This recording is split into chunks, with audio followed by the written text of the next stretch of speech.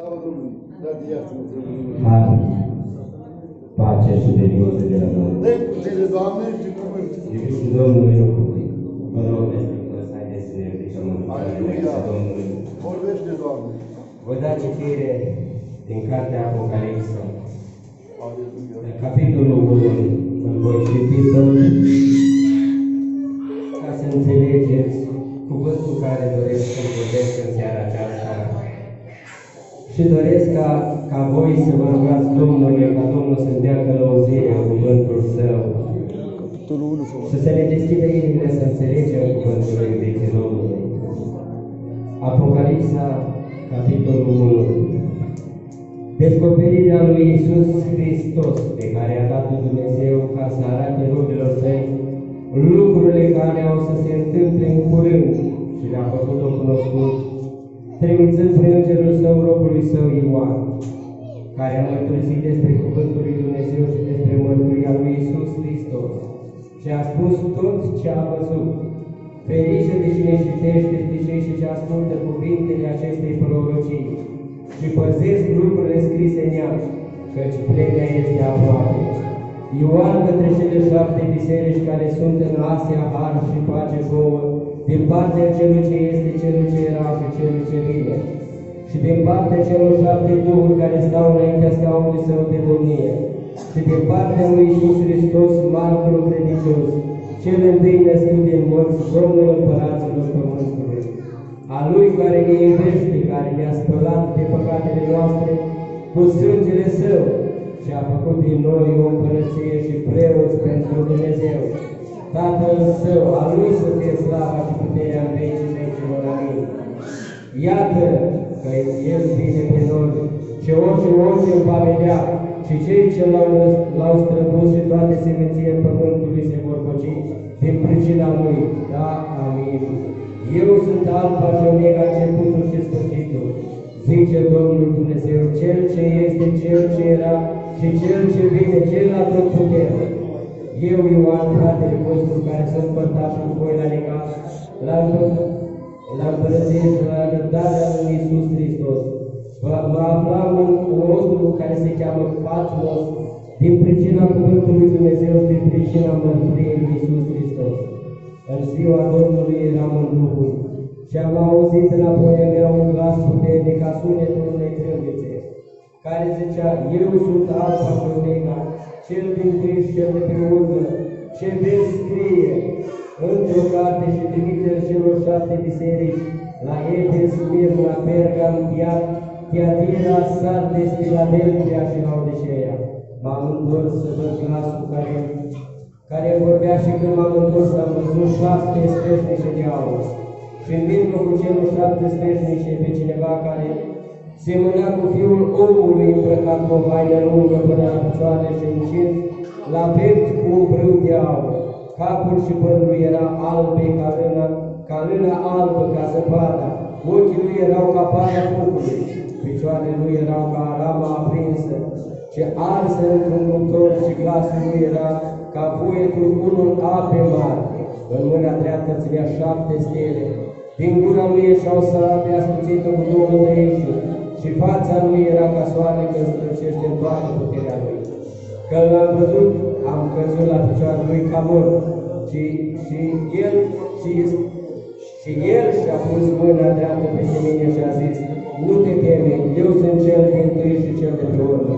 Cel viu a fost mort și iată că sunt viu în vecii vecilor. Eu țin cheia morții și ale locuinții morților. Scrie dar lucrurile care le-ai văzut, lucrurile care sunt și cele care au să fie după ele. Taina celor 7 stele pe care ai văzut-o în mâna dreapta a mea și a celor 7 sfeșnice de aur și cele 7 stele sunt îngerii celor 7 biserici și cele 7 sfeșnice sunt 7 biserici. Amin. Vă rog să luați Domnul. Domnul e binecuvântat.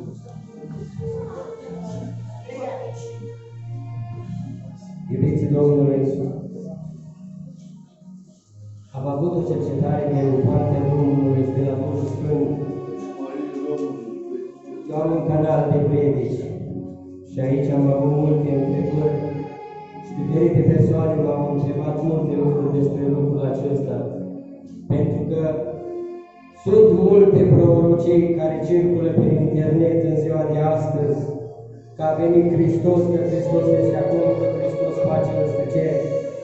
Și de aceea, prin mila lui Dumnezeu și ajutorul Duhului Sfânt, studiez cartea Apocalipsa și doresc ca să înțelegeți și dumneavoastră lucrurile care au fost, lucrurile care sunt și lucrurile au să vină.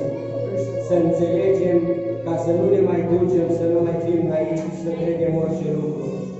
Iubiții Domnului, vă îndemn și pe voi. Citiți cartea Daniel și după aia Apocalipsa ca să înțelegeți lucrurile care au să se întâmple. Și Dumnezeu să fie slăvit. De ce am început prima lucrare cu cine este mireasa Domnului? Și astăzi vreau să continui și vom vorbi despre împlinirea evenimentelor din cartea Apocalipsa, iubiții Domnului. Deci cartea Apocalipsa este o carte profetică. Mulți cred că această carte este imposibil de înțeles, iubiții Domnului. Totuși, cartea Apocalipsa este descoperirea Domnului nostru Iisus Hristos, care a dat-o Dumnezeu. Cuvântul din limba greacă, tradus în limba română, Apocalipsa, înseamnă a înlătura vălul. Înseamnă a înlătura ceva care ai pus înainte ochilor și tu nu vezi și nu înțelegi. Asta înseamnă tradus, că și cartea Apocalipsa a fost scrisă în greșeală. De aceea, cuvântul Apocalipsa tradus din greacă în română semnifică a înlătura vălul. Și Dumnezeu să facă ca să înlăture El vălul de ochii noștri, să vedem cuvântul Dumnezeu așa cum El ne l-a transmis. Nu să-i dăm noi o tălmăcire, cum ne dăm nouă bine, ca să ieșim bine înaintea oamenilor. Nu am nimic cu nimeni, nu vreau să lovesc în nimeni, ci doresc ca cuvântul lui Dumnezeu să fie predicat așa cum l-a lăsat El prin Duhul Sfânt, slăvit să fie Domnul. Nu să predicăm o Evanghelie a prosperității, o Evanghelie ca să mângâiem păcatul. Iubiții Domnului, dorim ca păcatului să-i spunem păcat, să spunem binelui bine și răului rău. Amin. Nu să ne învăluim așa, să ne mângâiem unii pe alții și să ne ducem cu toții în rătăcire. Iubiții Domnului, să știți un lucru. Un orb nu poate călăuzi alt orb, pentru că cădeam într-o groapă. De aceea este nevoie de lumină, de cineva care vede și ca să ne ducă pe drumul cel bun, slăvit să fie Domnul. Amin. Descoperirea Domnului Iisus Hristos pe care i-a dat-o Dumnezeu ca să arate lucrurilor Săi, lucrurile care au să se întâmple în curând și le-a făcut-o cunoscut, trimițând prin Îngerul Său, Robului Său Ioan. Lucrul acesta vorbește în Apocalipsa 1, începând cu versetul 1. Cuvântul în curând, din limba greacă, înseamnă pe neașteptat, brusc sau dintr-o dată. De ce vorbesc așa? Vreau să înțelegem traducerea cuvântului, că de multe ori noi nu înțelegem traducerea cuvântului, că dacă luăm un cuvânt și o traducem mot a mot în limba noastră, se-i dă altă semnificație. De aceea am scos lucrurile acestea ca să înțelegem. Deci cuvântul în curând, din limba greacă, înseamnă pe neașteptat, brusc, dintr-o dată, se vor întâmpla lucrurile acestea. Aceasta nu înseamnă că evenimentele scrise în cartea Apocalipsa aveau să se întâmple la scurt timp. De la momentul când Domnul i-a vorbit lui Ioan și celor să se rog, începe brusc pe neașteptat de vieții Domnului.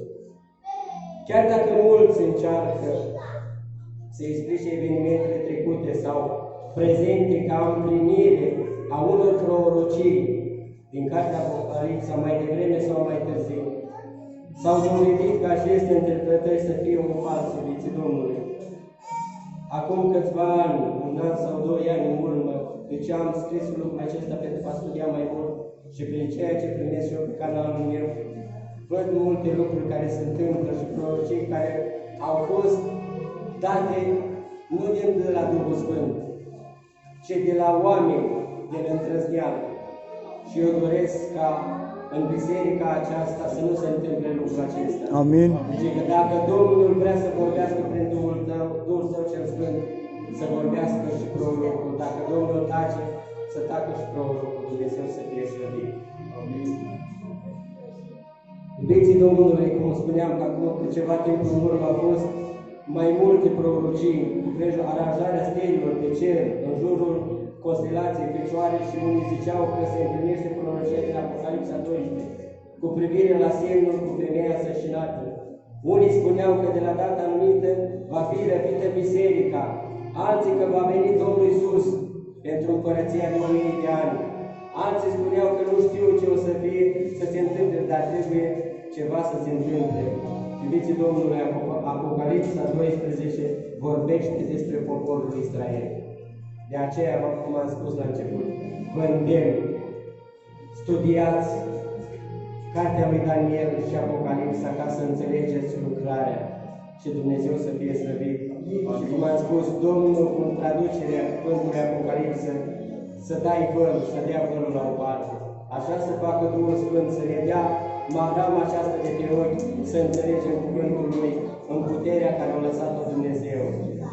Iubiții Domnului, este greu ca să vorbesc într-o predică despre lucrul acesta. De aceea vreau ca să vă îndemn, cum am spus, să studiați Apocalipsa acasă. În această predică vreau doar să prezint doar concluziile pe care le-am făcut și eu și am studiat cu mai multe persoane și am văzut lucrul acesta. Sunt 3 evenimente majore care vor marca începutul evenimente descrise în Cartea Apocalipsa, începând cu capitolul 4. Deci, 1. Răpirea bisericii înainte de evenimentele din Apocalipsa, capitolul 4. Deci, capitolul 4 din Cartea Apocalipsa începe cu această că Ioan este chemat în cer ca să ia parte, deci are să se întâmple după aceste lucruri. După aceste lucruri m-am uitat și iată că o ușă era deschisă în cer. Glasul celui din tâi pe care l-au zis în ca sunetul unui trâmbițe și care vorbea cu mine mi-a zis: suie-te aici și îți voi arăta ce are să se întâmple după aceste lucruri. Apocalipsa, capitolul 4, cu versetul 1. Dacă ne întoarcem din nou în capitolul 1, vom vedea că lui Ioan s-a spus să scrie 3 lucruri.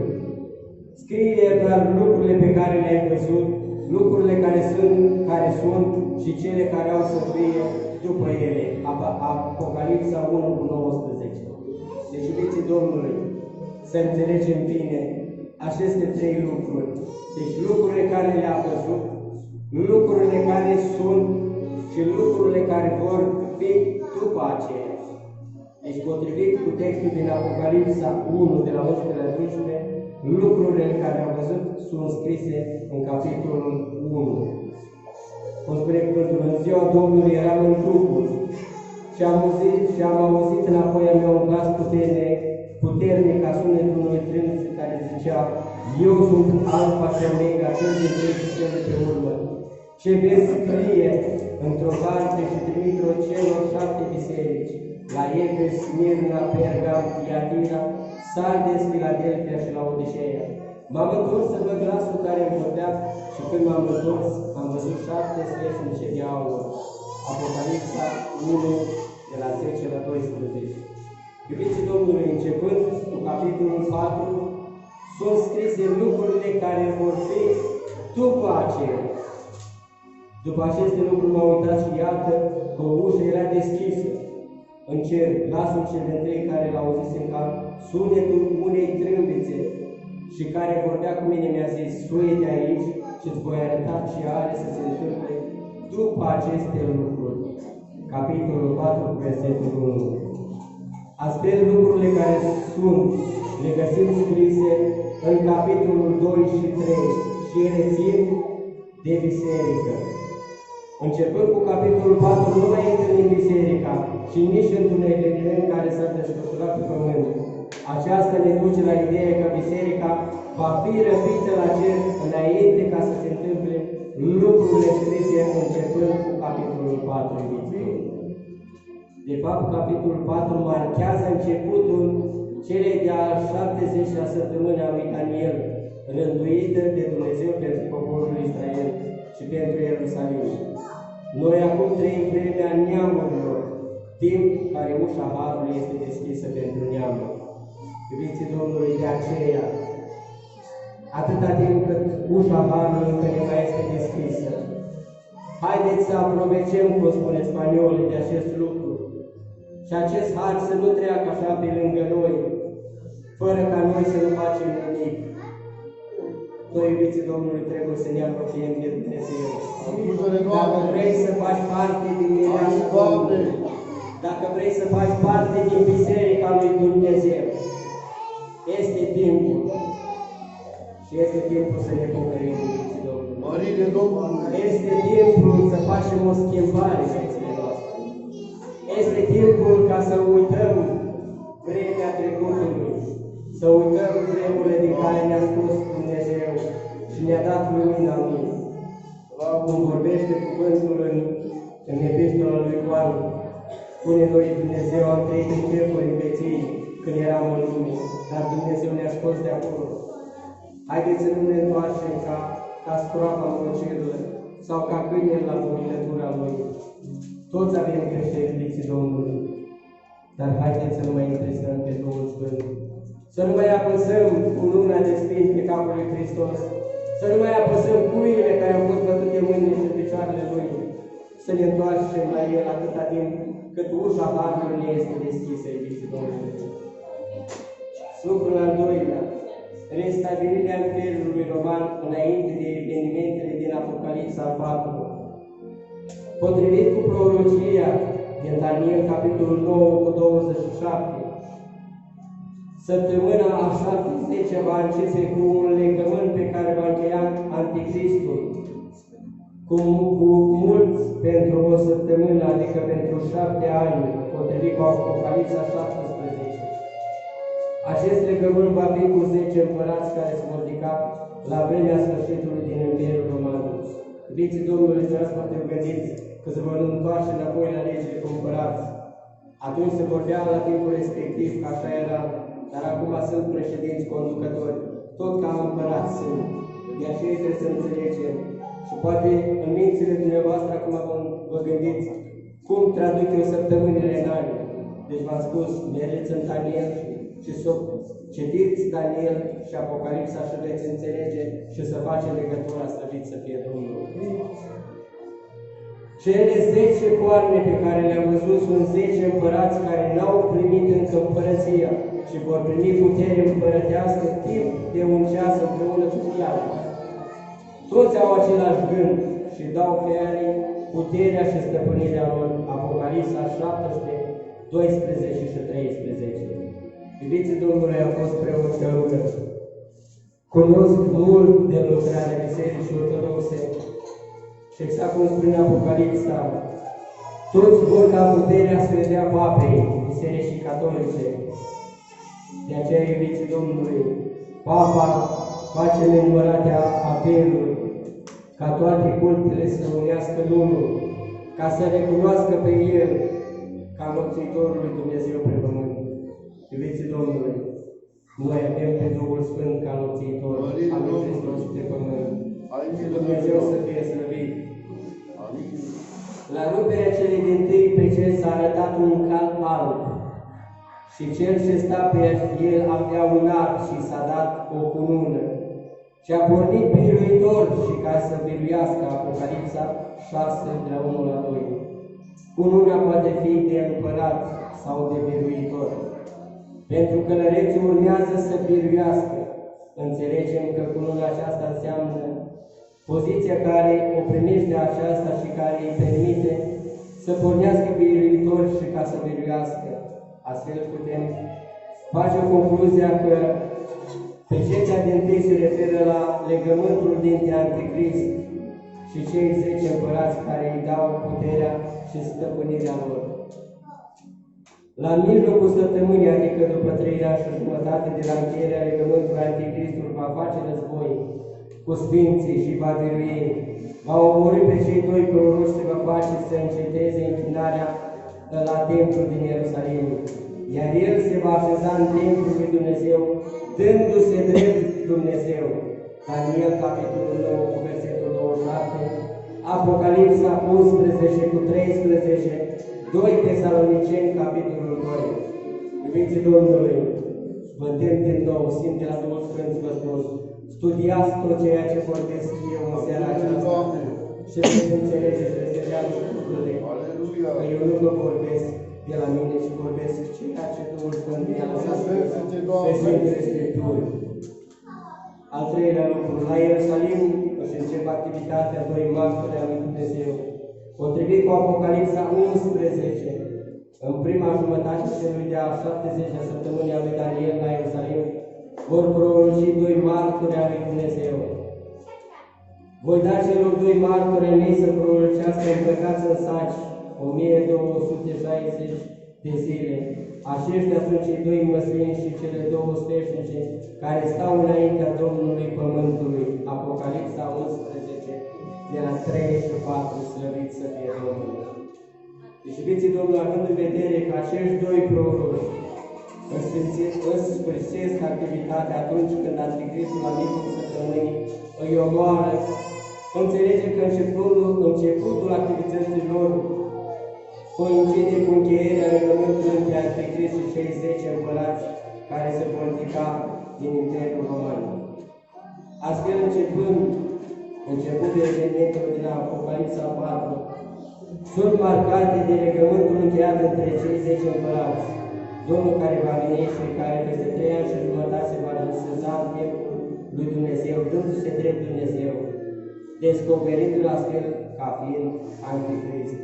Iubiții Domnului, ca concluzie, evenimentele descrise în Apocalipsa, începând cu capitolul 4, nu se vor întâmpla înainte ca să aibă loc răpirea bisericii, slăviți să fie numele Lui. Vorbește Domnul. Iubiții Domnului, vă îndemn în numele Domnului nostru Iisus Hristos să studiem cartea lui Daniel și cartea Apocalipsei. Și doresc, iubiții Domnului, să cerem lumină de la Dumnezeu, să cerem ca El să ne ia părul de pe ochi. Doresc, iubiții Domnului, ca să nu mai fim ca o scunsă pe apă, ascultând prorocii date de oameni din îndrăzneală. Eu am vorbit odată cu cineva și spunea, frate, a fost o perioadă în care eu nu am prorocit deloc și m-a întrebat, frate, dar tu nu mai prorocești. Și am zis, vrei să-ți prorocesc?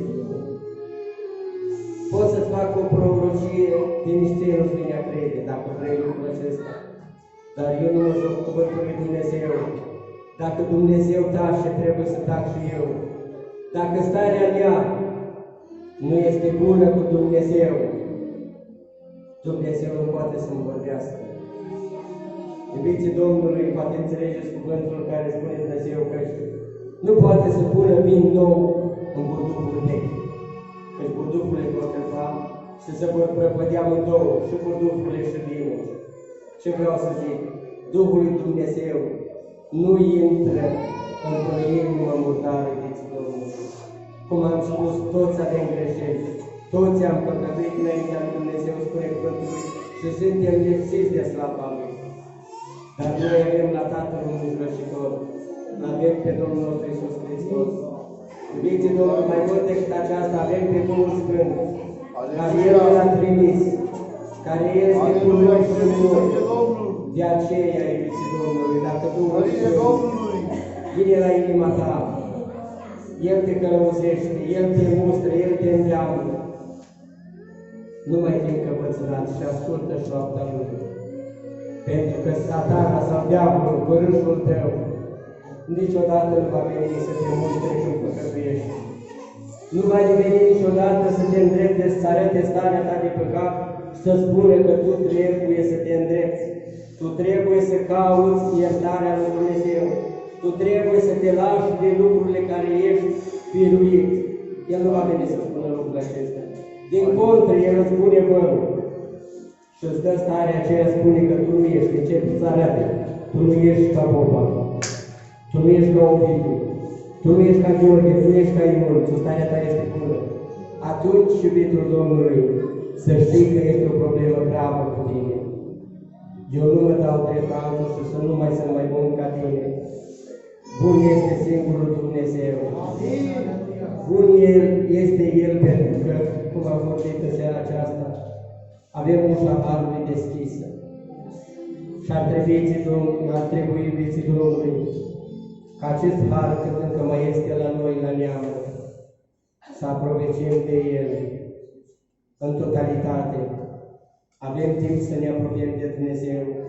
Este timpul în care trebuie să ne pocăim. Este timpul în care trebuie să ne sfințim. Pentru că lucrurile care ne-a vorbit Dumnezeu în seara aceasta vor începe brusc dintr-o dată, iubiții Domnului. Cum am vorbit la predica de data trecută și am vorbit despre mireasă, când a spus că nici mirele în poporul Israel nu știa că va fi nunta, ci Tatăl pregătea ascuns, exact cum spune Cuvântul lui Dumnezeu. Simt să spun lucrul acesta. Ucenicii l-au întrebat când Domnul Hristos le vorbea că El va veni din nou ca să ne ia ca și zis când se va întâmpla lucrul acesta și acesta. Lucrul acesta nu este dat să-L cunoască ei, ci este ascuns să știe numai Tatăl, nici Înger, nici Fiul nu cunoaște lucrul acesta. De aceea, iubiții Domnului, cum vorbea, cum am început să spun, deci Tatăl pregătește toate lucrurile ascuns. El când Tatăl avea pregătit nunta, îi spunea mirelului să meargă să se aducă mireasă.